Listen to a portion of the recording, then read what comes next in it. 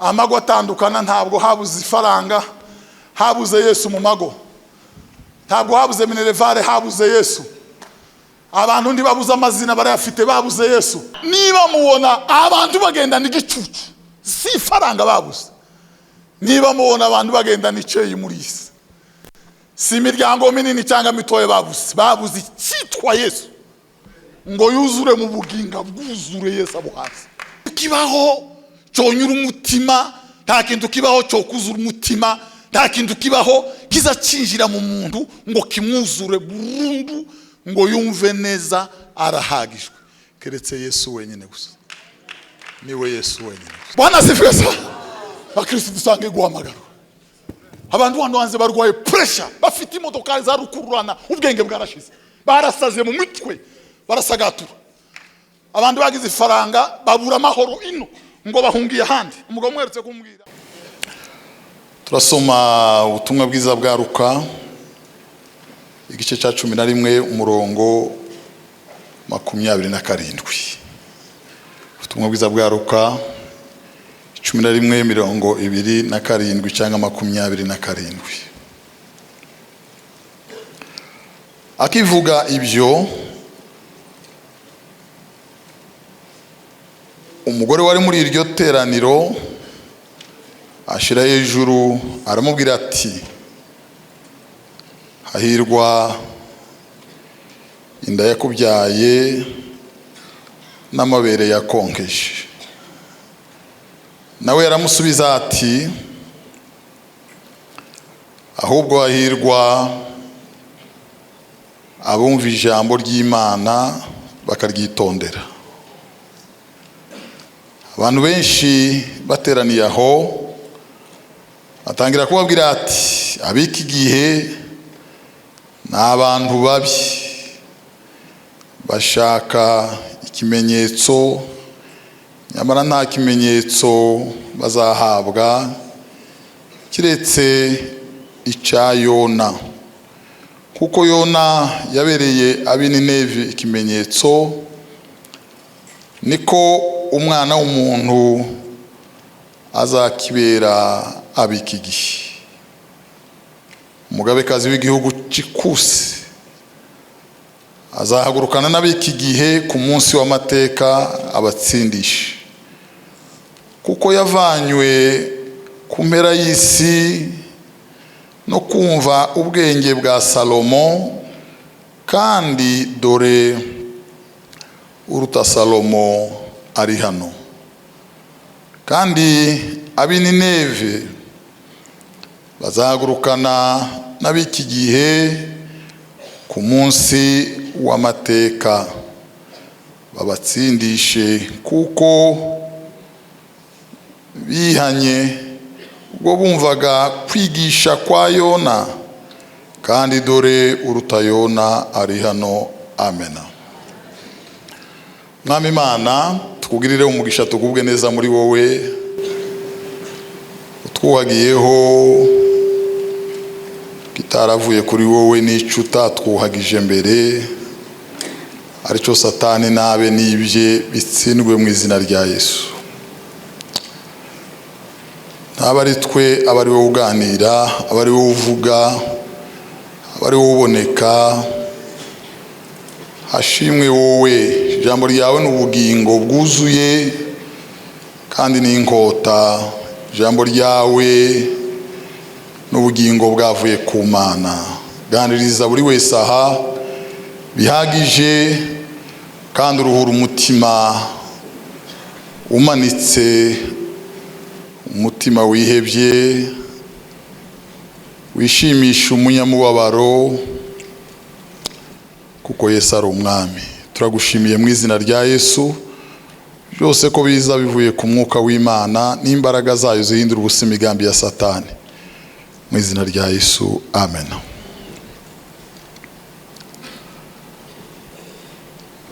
Hari indirimbo yo mu gitabo cyo gushimisha,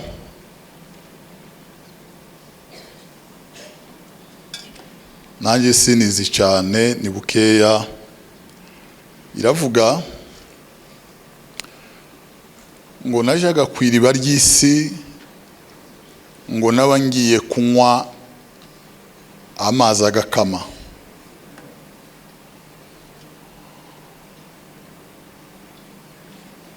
ngo agire hepfo aravuga ngo Yesu niwe musa mbonyemo amahoro nifuzaga.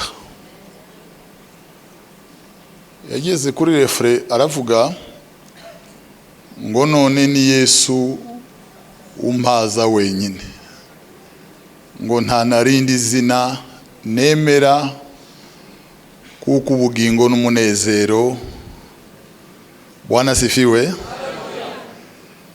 byabonetse muri Yesu.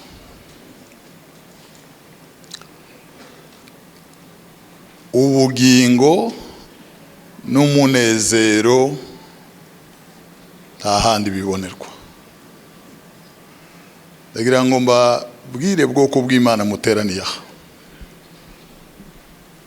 kandi tuvuze ducishiye bugufiya.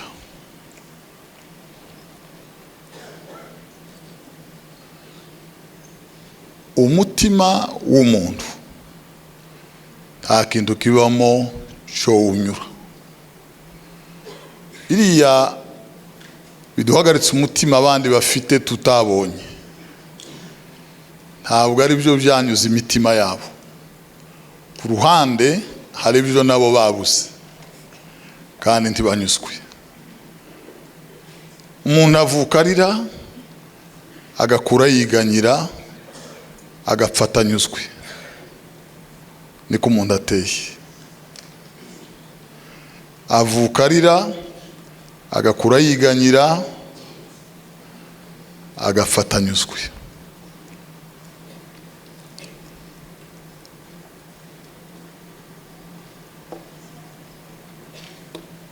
Umuntu uko aremye nta kintu kibaho cyohaza umutima w'umuntu, ntacyo kibaho. Kandi nta kivuye hirya cyoza ngo kinyure umutima w'umuntu, ntacyo kibaho, ntacyo kibaho, ntacyo kibaho. Kamabwira akajambo gatoya, buriya amafaranga menshi ntayabaho. Ibihumbi 10 by'amanyarwanda cyangwa by'amadolari si menshi. Miliyoni 80 y'igihugu runaka dushizemo nayiyo n'amayero ubwo si menshi. Miliyari 40 z'idolari kuri si menshi cyane. Amafaranga menshi nayahe? Nayo umuntu adafite. Naho ayafite yose uko yakabaye, yose si menshi. Kandi igitekerezo kiba kimubwira ngo ari yasigaye adafite niyo yoba menshi, kandi nayo yoza n'ubundi agwa mu ntege yayandi akaba ari yahinduka ubusa gusa. Ndagira ngo mbabwire nta kintu cyonyura umutima kibaho.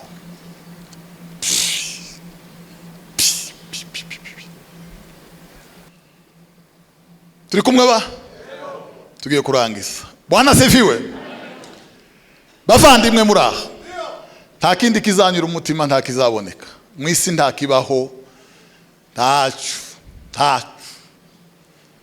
Umugabo w'umusaza witwa Billy Graham yararirimbye aravuga ngo wanimika nkaba umwami w'ishanga rinini ringana riti. Yumva nabyo ntacyo bimaze. Ndagira ngo mbabwire abantu b'Imana, nta kintu na kimwe kibaho gitekerezwa kizanyura umutima wawe, ntacyo uzabona, nta kizawuzura, nta kizawuhaza, ntacyo kibaho, ntacyo kibaho, ntacyo.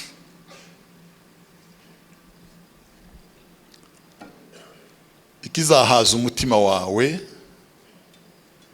kikawuzura ni Yesu gusa.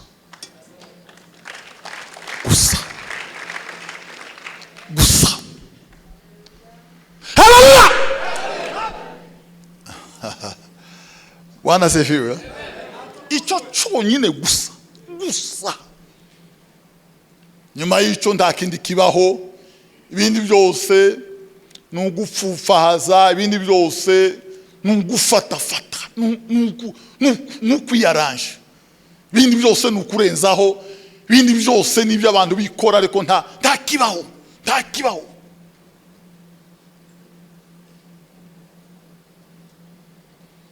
Nta kintu kibaho cyonyura umutima, nta kintu kibaho cyo kuzura umutima, nta kintu kibaho kiza cinjira mu muntu ngo kimwuzure burundu ngo yumve neza arahagijwe, keretse Yesu wenyine gusa. Niwe Yesu wenyine gusa nta kindi kibaho. Haleluya. Kandi Yesu, Bwana asifiwe. Ndabasubira mu ijambo nababwiye. Yesu yayobeye abagabo b'abahanga, ayobera bene nyina barararanye muri kampisi, arabayobera arinda apfa batazi uwo ari we. Ayobera se na nyina bakaba baramuhebura.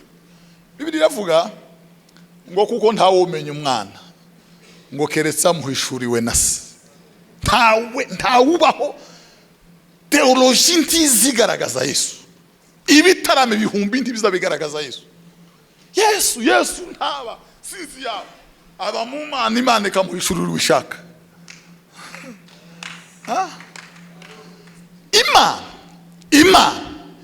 Imana Bwana asifiwe. Hari waririmbye aravuga ngo mu magana menshi y'abanyabyaha ngo yantoranijemo. Nukuvuga ngo mu bagabo ibihumbi n'ibihumbagiza, mu baririmbye amajana, mu bapasiteri ibihumbagiza ku isi, Imana yatoranijemo inyamibwa, irabazana ibayishurira umwana wayo. Kumenya Yesu, wishurirwa Yesu, kumenya Yesu n'ubugingo n'amahoro yuzuye umutima, niyo ntsinzi baho.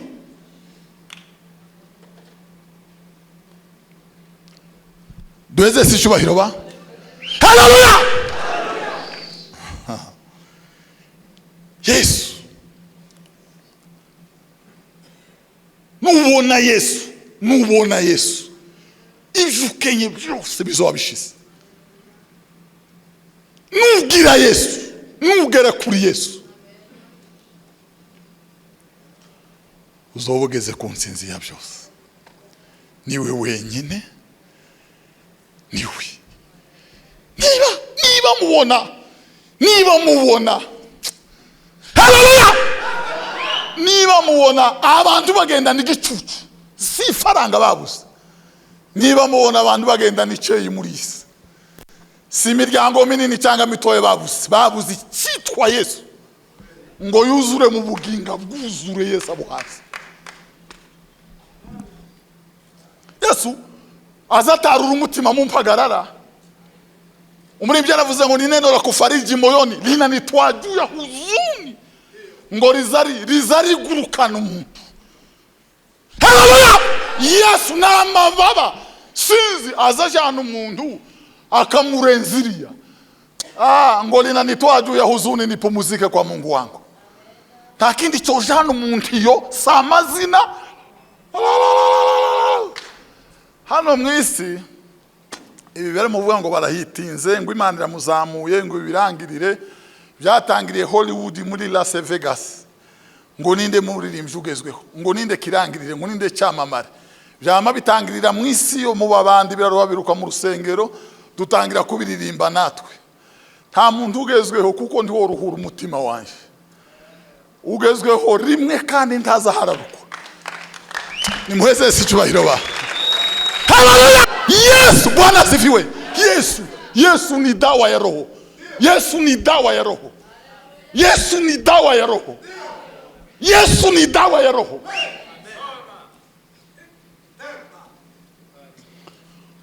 Umutima wabaye ninde wo ukiza? Ni Yesu wo ukiza. Haleluya. Umutima ufite agahinda ninde wo ukiza agahinda? Agahinda ntika sikindu. Ni Yesu wenyine wo ukiza agahinda. ni Yesu umuti w'umutima, ni Yesu gusa. Ni Yesu bavande. Ya cyo gituma mbabwira igituma ubukristo bwafunguwe buratunanira, tuza twirirwa dusenga ngo mana iyo ugeze kuri Prayer Mountain Kampala usanga yaranditse ngo mukama wange mulungi ne kuwabaza mukama wange njagala omwami mulungi alinesente agenda kunyagala nnyo sinjagala ebibuuza nokuvuga ngo mana yanje ndashaka umugabo mwiza nkunda ufite ifaranga agasiga yanditse ku rupapuro akamadika ku giti yarangiza agasubira mu mujyi Kampala ngo urupapuro rusigara rusenga ku musozi rukanyagirwa rukahaborera. Abandi ngo arashaka visa agahita kubita ku giti. Abandi yeho wogiye kuri ambasade gusaba kurasiga urupapuro ku giti ku musozi. Ndagira ngo mbabwire bavandimwe turangiza amahoro n'amahoro meza atangwa na Yesu. Haleluya! Bwana asifiwe sana. Bakristo dusange guhamagara abantu wanze barwaye pressure bafite imodoka za rukururana ubwenge bwarashize barasaze mu mitwe barasagatura. Abantu bagize ifaranga babura amahoro ino ngo bahungiye handi. Umugabo mweretse kumbwira ngo agiye guhunga. Hurahunga gute?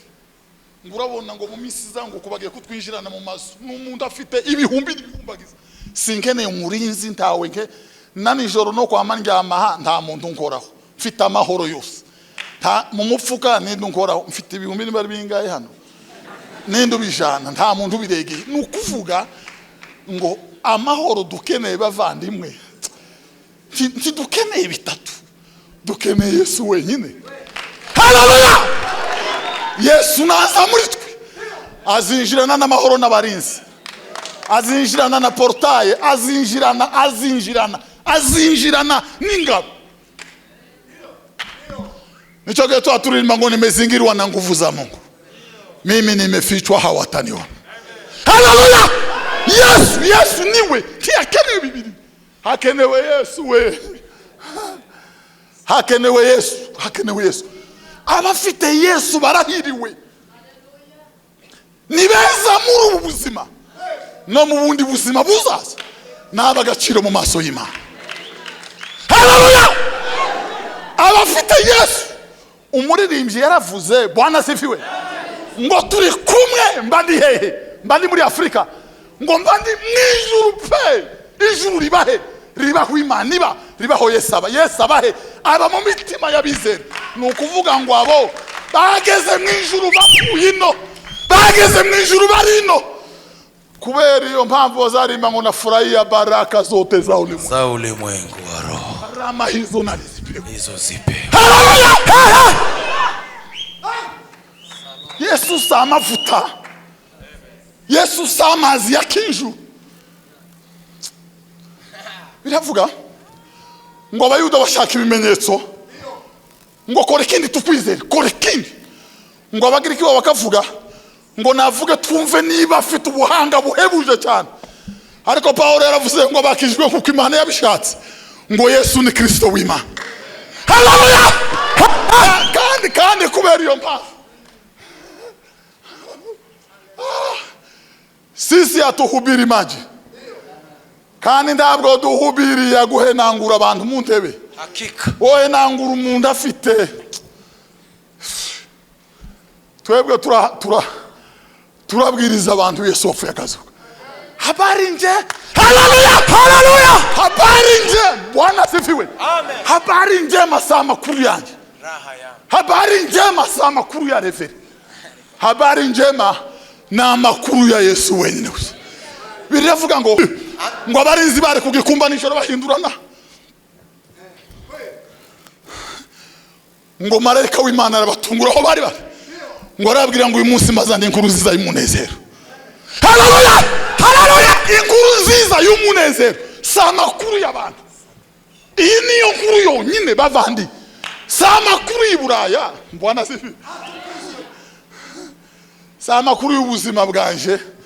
Inkuru nziza y'umunezero ni amakuru ya Yesu, ni amakuru ya Yesu wenyine. Habari njema inatembea ulimwengu. Habari njema ni habari ya furaha. Ariko Yesu we, harakaririmba bazaririmba hano nakumvishe kuri YouTube, ndakada na ordingi yo menya ho kurimba manara kamenya.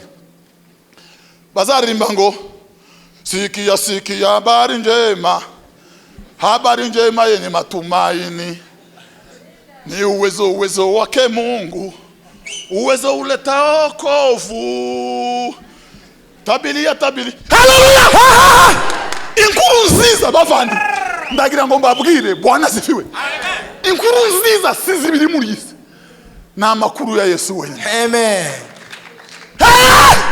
Biravuga Bwana asifiwe ngo ibyanditswe byera byose ngo ni impumeko y'Imana itabasha kubesha. Hakika ya Mungu. Ngo bifite umaro kwigisha umwana w'umuntu, kumuhanira gukora ibyo gukiranuka.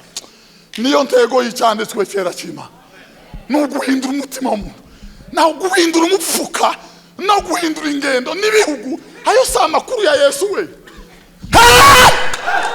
Amakuru ya Yesu ni uguhindura ubugingo bwapfuye bugahabwa ubuzima, ni ukuzura bapfuye bakagaruka imusozi. Niyo makuru ya Yesu, niyo makuru ya Yesu, niyo makuru ya Yesu. Haleluya! Haleluya! Yesu yazuye umwana w'umupfakazi w'inayi.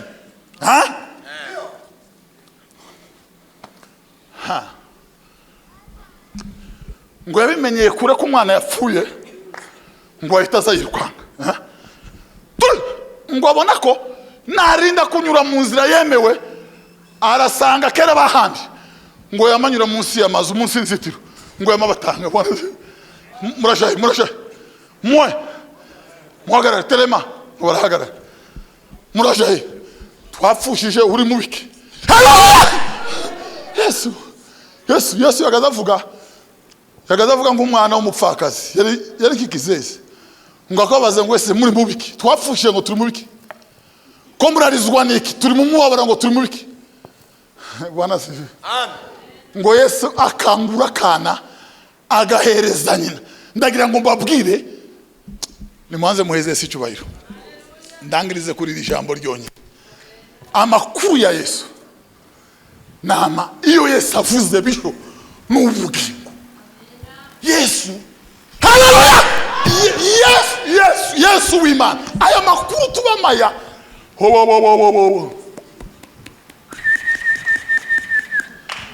naringiye kuvuga ibyabaye ahandi mu gitaramo kimwe. Aya makuru tubamwaya, aya y'amafiansa, aya yasa amakuru ya Yesu. Amakuru ya Yesu, imvugo ye azavuga gatanga ubugingo. Haleluya! Haleluya! Iyi Bibiliya narababwiye ifite inyuguti n'ubugingo. Paulo yaravuze ngo turabigisha abinyuguti, turabigisha ubugingo bw'Imana. Iyi Bibiliya irimo inyuguti ikabamo n'ubugingo. Yesu naza inyuguti zizosigara, izibazo zizinga iseregeti, ariko ubugingo buzaja kuma. Nico gituma bazosigara hano mwisi. Iyi Bibiliya nta kizoba kibamariye, nta kintu kizoba kikirimo. Haleluya! Bizoba byarangiye bavandi. Bwana asifiwe. Amen. Nico gituma nabigisha benshi bisho, si bose babwiriza ubugingo bw'Imana, ni bose babwiriza, ariko si bose babwiriza ubugingo bw'Imana. Ababwiriza ubugingo ni bakeya cyane, ababwiriza ubugingo ni bakeya cyane. Muri benshi birirwa bavuga ariko badatanga ubugingo bwavuye ku Mana. Ubu nibwo bugingo buhoraho, ko bakumenya ko ari wowe Mana. Haleluya! Ubu nibwo Bwana na ubugingo, Yesu niwe bugingo bwavuye ku Mana kweli. Ushize nagize akantu gatoya sinzanerekwa, kandi kubwira abandi bandi inzozi na amakosa, ariko nabonye umuntu noneho umuntu arambwira ngo dore runaka, abanza nko guhera, mbona akana ka muri ruhande kararaba kararabuka, mukanya gatoya akana karahwera, mundavuga iriya aravuga ngo wa mwana yari yahembutse ngo none yongeye ngo none harapfuye burundu. Kuvuga ngo biravuga ngo ufite uwo mwana ni ufite ubugingo buhoraho. Buriya birashoboka ko umuntu yosigana ubureveri Goma ariko umwana yarapfuye. Ubugingo si uburevera, ubugingo si itiki, ubugingo n'umwana w'Imana. Ubugingo n'uwo mwana waje avuye ku Mana. Haleluya! Bibiri yavuga ngo Imana ubwayo yaravuze ngo nguyu mwana wanje nkunda nkamwishimira, nguyu mwana wanje nkunda nkamwishimira. Ubwo n'ubuhamya bw'Imana isumba byose. Nguyu mwana wanje, nguyu mwana wanje, nguyu mwana wanje.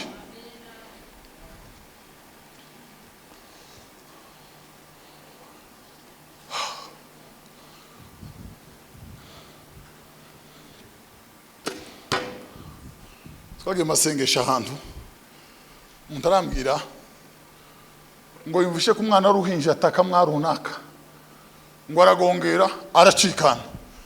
Ndamubaza ndetse bisobanutse gutarambwira ngo runaka n'umugore ngo bemeranije gukura mwinda ngo none bishe umwana. Arambwira ngo uwo mwana atatsijwe ry'agahinda ngo inuma zitatu zari zisigaye mu nzu yabo ngo ziraguruka ngo Imana iramubwira ngo akuka kanyuma ko muri yonso ngo karasezerewe. Basigarana Bibiliya ari kuvuga. Haleluya! Babwire Bibiliya ivugwa ntabwo ari yibavandi si y'amakaratasi. Nico gituma benshi bazabaje kuryama bakiseguriye ngo biseguye Bibiliya bakabacurika bakarara barya inyama bataguze ngo biseguye Bibiliya. Bibiliya si amakaratasi. Bibiliya n'ubugingo bw'Imana mu mutima w'umukristo. Bibiliya ni muheze si cyubahiro. Bibiliya sa y'amakaratasi. Haleluya! Dawidi yaravuze ngo nabiki ijambo ryawe mu mutima wanjye kugira ngo ndagucumuraho Mana. Iryo jambo ry'ubugingo Bwana sifiwe. Iryo jambo niwe Yesu umwana w'Imana. Bibiliya ivuga ngo mbere na mbere hariho jambo. Jambo yahoranye n'Imana kandi uwo jambo yabanye natwe tubona ubwiza bwe. Uwo jambo ni Yesu umwana w'Imana. Niwe mbaraga z'abizera, niwe nzira n'ukuri n'ubugingo kandi ntawuja kwasata mujana. Niwe Yesu umwana w'Imana.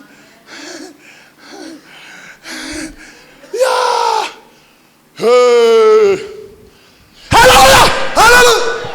Ezekiel ngo yabonye amagufwa arambitse ngo baramaze ngo ese mwana w'umuntu amagufwa yakongera akaba ngo aravuga ngo ni wowe ubizi mwana. Ngo Imana iramubwira ngo nahanurira umuyaga w'ikasi n'ikusi ngo uhuhire muri ya magufwa. Ngo arahanura umuyaga w'ubugingo uraza ngo winjira muri ya magufwa. Niki cyabaye? Ngo yirema inteko ngo ahinduka abantu bazima ngo bahagarara bene. Nta kindi n'ubugingo bwavuye ku Mana. Ibindi byose muri iyi si nta kindi kizinjira ngo gihindure ubugingo keretse Yesu wenyine gusa. Keretse Yesu wenyine. Keretse Yesu wenyine. Haleluya! Keretse Yesu wenyine.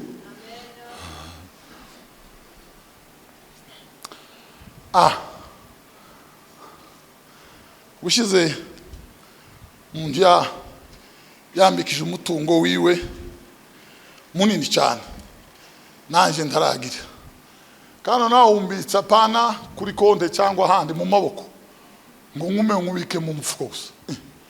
Yewe ibintu bingana gutya muri isi ndaguma mbizererane nuko nyine nguma kubizererana mu mufuko watumbye mashi.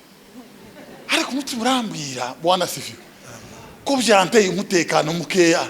Ibi nibyo bigenderewe se sanga Yesu yaje ahubwo umutekano zusa nayo ibindi bitari Yesu biza bitera amahoro makeya. Yesu niwe mahoro yacu. Yesu ni furaha yango. Rugagaza yaravuze ngo umuntu agize umunezero w'Imana ngo azanezerwa ngo agaseka nk'uweguriwe igihugu. Haleluya! Iyo ubugingo bwakiriye Yesu neza, Yesu akaba mu bugingo, ndahiye Imana yampamagaye. Gerardine yaravuze ngo uzosanga umukobwa wubaha Imana nguze wirinda mu kumuvogera. Baza bambara ibijipo birebire bifite imipfuka aha, bakambara ibiboko bibasumba, ariko umuntu nk'uwowe ya ntabwo azagenda mu mabisi gusa. Hejuru ye umurimbyi yaravuze ngo tuinuwe bendera ya ushindi. Hejuru ye haba ibendera ry'Imana. Haleluya! Haleluya! Ibendera tiravuga Bwana sifi. Haleluya! Yaraciye mu biganza ngo nkuca imanzi we. Kwe ngo inkike zabo zihora imbere y'Imana yawe. Inkike zabo zihora imbere y'Imana. Haleluya! Byashoboka ko wamurusha amashuri. Ndio. Wamurusha igikundiro n'uburanga. Ariko aho uzomusanga uzirinde kumuvogera. Ego umuntu nguwo. Ya.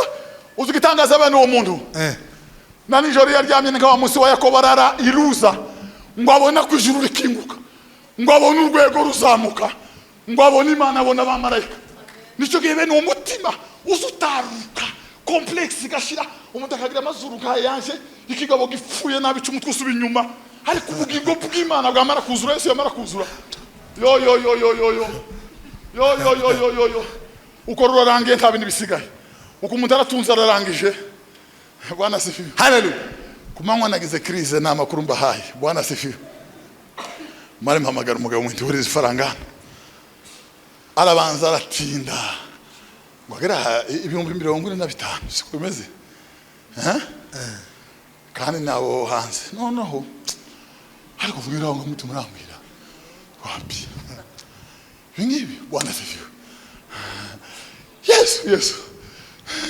Yashitse yakantukishaganyije murije hapanaka. Takiyongereye takagamanutse. Nukuvuga ngo iyo Yesu ageze, haleluya!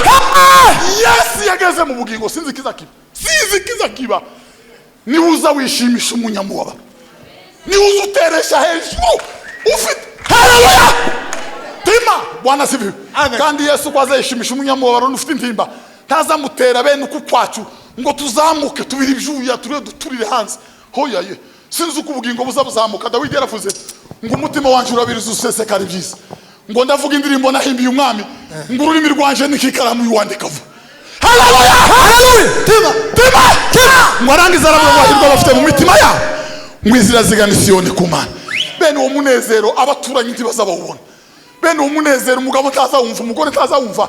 Ni ibintu bibiyo mu bugingo. Ubugingo bugahura n'Imana. Umuntu ntamenye ibyabaye. Onda bozalari basakiselemo. Mugabo umwe yahuye inka ngo aravuga ngo reka nkusenga kandi gatoya. Ngo ararunguruka abona zigeze nko hirya.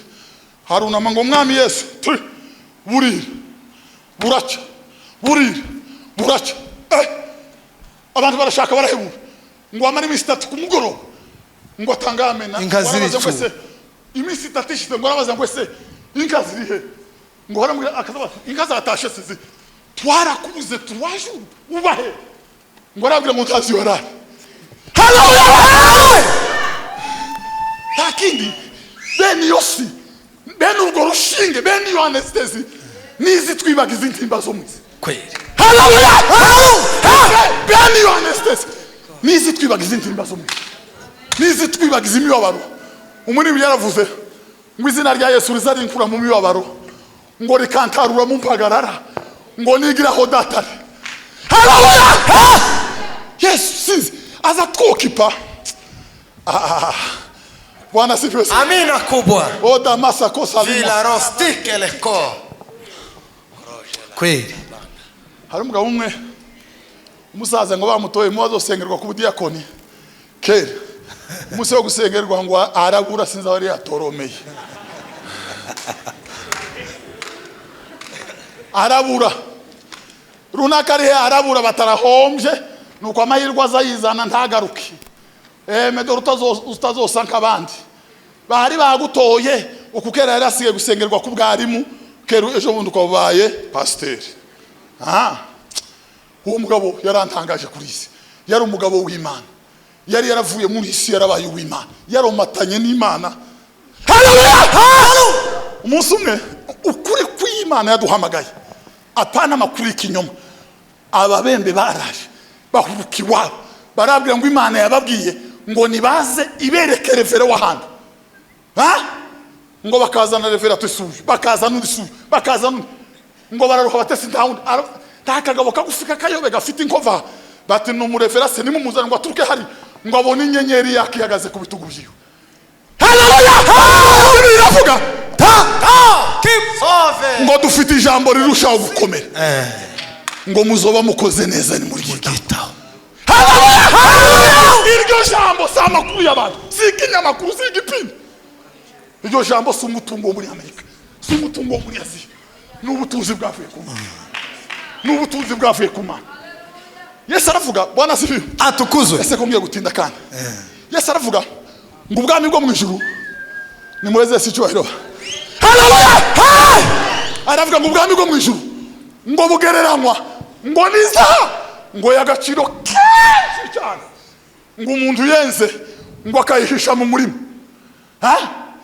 Umuntu araza ngo ayigwa umunezero ngo umutera kugurisha ibyo yari afite byose kugira ngo agure yasambu kandi yaragendereye isambu yose ngo yaragendereye ya zahabu y'agaciro ngo yeshwe muri wa murima. Muri isi n'umurima tugendamo ariko muri yo hagati hari zahabu yahishwe kandi yo zahabu ni Yesu umwana w'Imana. Ngo umunezero wayo wateye abantu kugurisha ibyo babagamo byose kugira ngo basingire izahabu.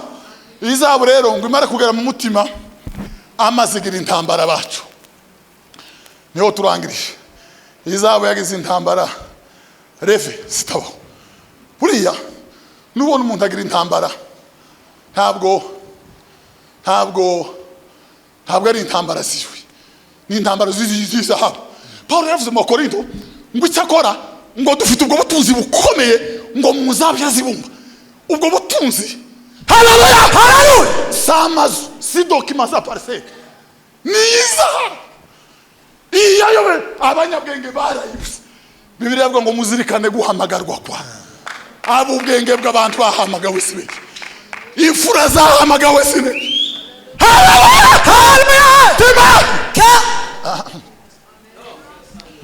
Gusirimba ni kimwe no kugira Yesu nikindi. Nigaze babwira umunsi umwe nakareki yuko next ibitekerezo by'abantu bakantahana no gutahana Yesu waduheze igisirimba. Sizuko twagize nkawe negera hari abagabo baba bene aba lisansi bigiye Irubumbashi n'Ikisangane bitanambura isaha nari mfite ndayikubita hasi rasandara ngo baze gutoratorera abananira. Noneho dutashe barambwira ngo ese uzunezerwa ngo ntugire n'akantu usigaza ngo nuko wamunezerwa ngo ni santu ruhibuka sinarushemenye ibyabaye ngo se yavuye aho naho nibyo napanze mu mutima.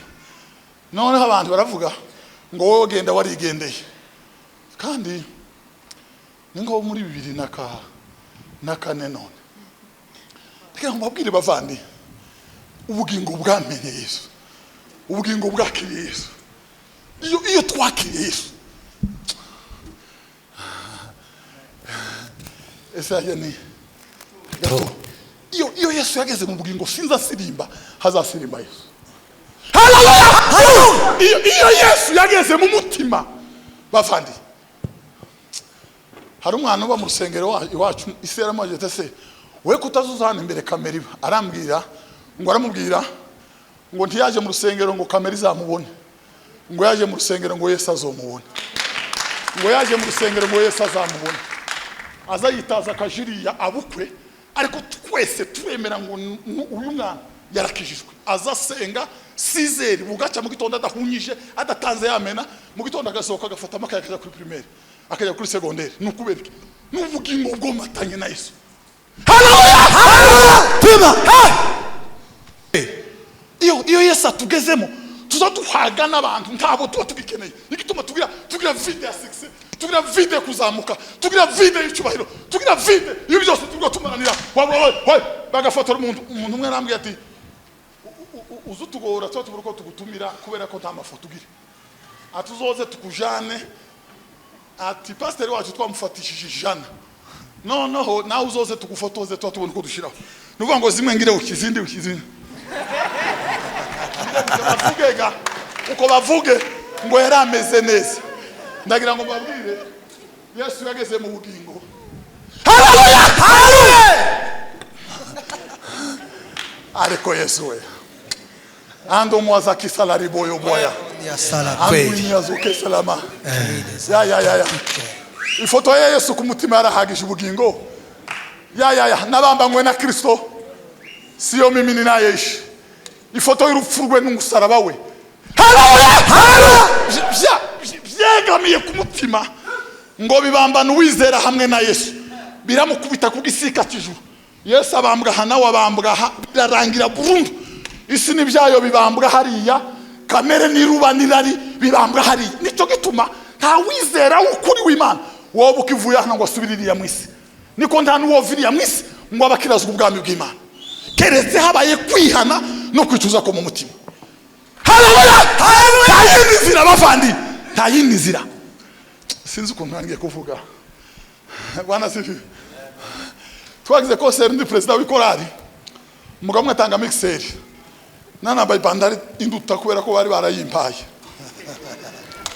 ndi kundaraza inyuma mpita simba zitatu shinga gatoki nari nkuya menyo neza uwo n'umunezero wa mixer yari tanzwe ubwenge burashira kugeza igihe namenye ukuri kwavuye ku Mana mixer yarapfuye ariko Yesu ahoraho n'ubugingo bwavuye ku Mana. Yesu naza mu bugingo.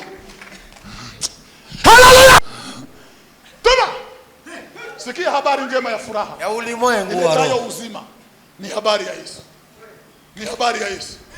na makuru ya Yesu taya ni makuru twobwira umunyamubabaro haleluya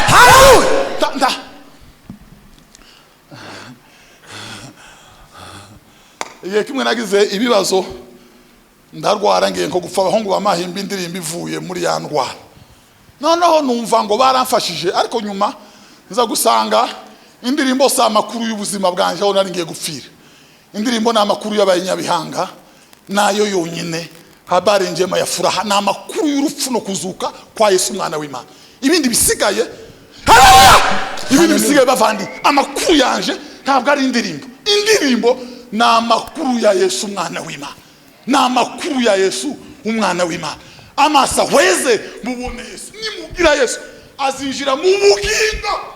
Haleluya azaba umwami n'umukiza atakutosha kwa mahitaji maelfu na maelfu atakutosha kwa mahitaji maelfu na maelfu takindi cyo haza ubuzima bwawe takindi abandi bari mu kwambara inkweto ndende ngo babe barebare abandi bagabanyisha imyaka abandi bigize uko batari abandi ko bari bagisha abandi ntibakirya takindi kizabanyura ni mwakire Yesu atakutosha kwa mahitaji akira Yesu.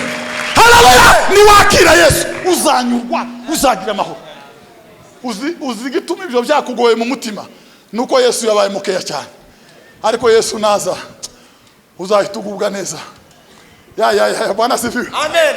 Yesu ni furaha yangu amejaa pendo kweli.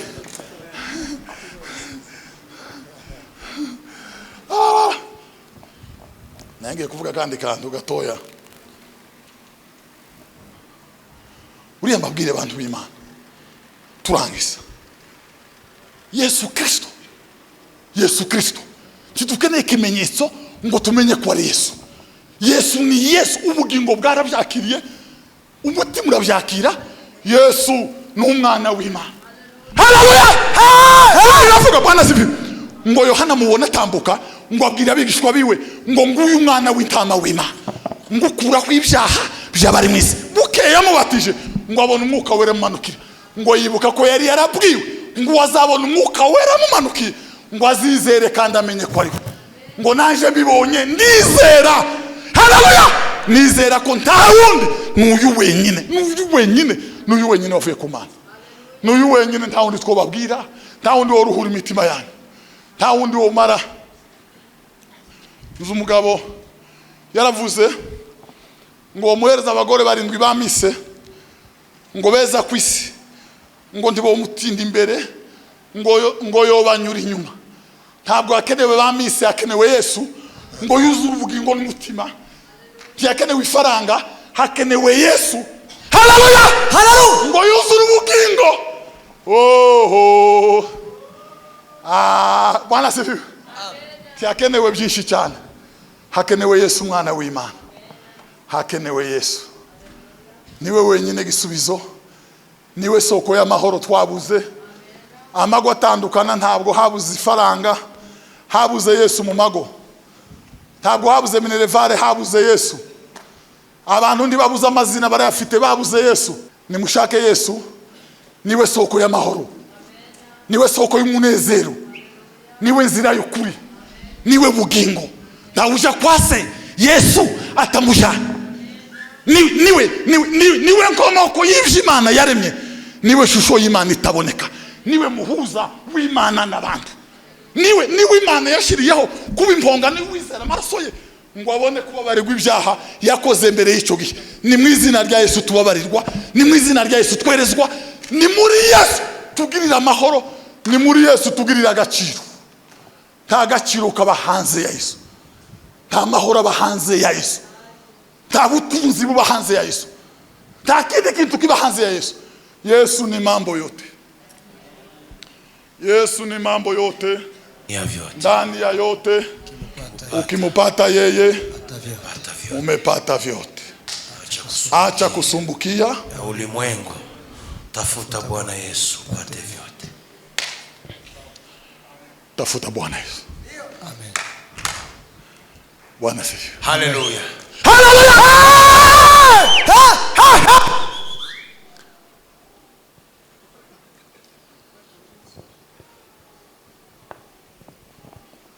Nakuita we malebo uje kwa Yesu Mwokozi. Yeye ni mwenye huruma, takuokoa kabisa. Jina lako we malebo litaingia.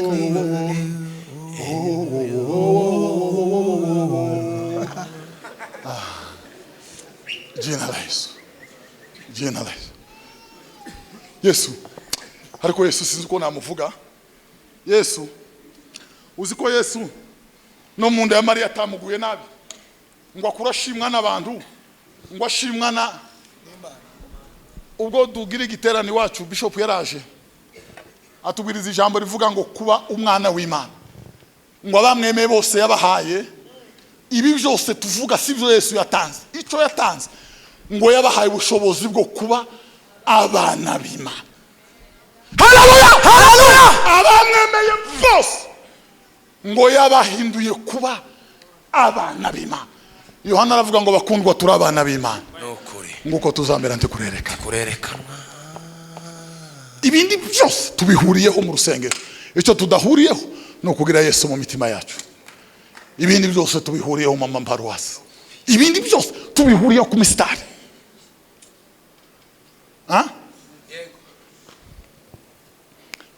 Indirimbo zose icyo dutandukaniyeho ni Yesu mu bugingo. Ni Yesu mu bugingo. Ni Yesu. Haritoro muri Kenya ngo baravuganye ngo ntibagaza bakora icyaha. Baramasha bose baremezanya. Umpasiteri witwa Ngendahayo niwe warimbwiye abagidulayi muzomubaze. Arambwira ngo yageze maratangara ngo ntibaza babesha abantu baho, ngo ntibagira urugambo, ngo barakijijwe itorero ryose. Hari abandi bantu batandatu bagize ministere ngo ifite indi interi ivuga ngo ntibakagayishe Yesu ngo bagituye mu isi. Ngo barangize ngo biri muri iyo ministere bagenderaho ngo ni ijambo rivuga ngo iyo abari Yesu wari hano ngo niki Yesu abahaye akora. No kuvuga ngo iyo abari Yesu wataramiye hano ngo ni gute Yesu aba yagize mu materaniro. Iyo abari Yesu wagiye mu mujyi ni gute Yesu aba yagize mu mujyi. Iyo abari Yesu uraha ni gute Yesu abahaye agira. Bavandi muri ntumwa mu cyimbo cya Kristo. Bisa naho Imana yingingira abantu muri mwe kwiyunga n'Imana. Kwiyunga n'Imana. Njia imeonekana, njia yenye uzima. Njia imeonekana, inzira yarabonetse, inzira ni Yesu mwana w'Imana.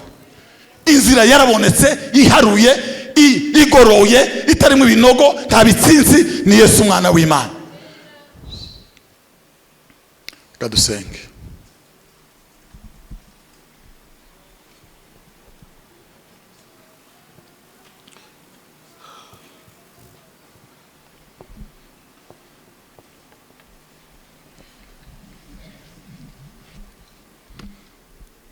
Mwami Yesu, ni wowe soko y'amahoro.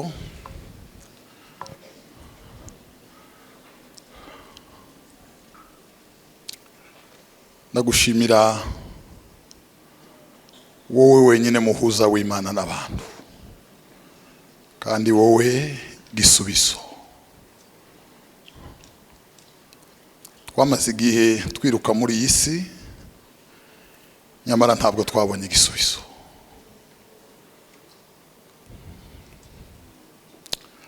Twararyanye, turamarana, turaconcomerana, ariko ntabwo twabonye igisubizo. Imisozi iri imbere twayihagazeho twibwira ko ariho tuzaruhukira, ariko ntibyakunze. Mwami Yesu, ni wowe uhaza wenyine imitima irushe ukayiruhura, ibabaye ukayinezeza, iri mu mwijima ukayimurikira umuco, iyapfuye ukayizura. Ugenderere mwene data uyu, ugenderere ubugingo bwe n'umutima we, umwubake Mwami. Mwami Yesu, ngwino winjire mu mitima yose, ngwino winjire muri buri bugingo bwose bwateranye ahangaha, kuko imbabazi zawe ziri. Mwami Imana, imitima ikomantaye ntiyakunanira. Imitima yabaye akahebwe wowe inanirwa. Mwami Yesu, ngwino winjire muri yo, umusaraba wawe uyihuze n'Imana, umusaraba wawe uyitarure mu kaga gatera urupfu, ikugarukire kuko ari wowe Imana. Mwami ndagushimiye muri byose, mu izina rya Yesu, amen.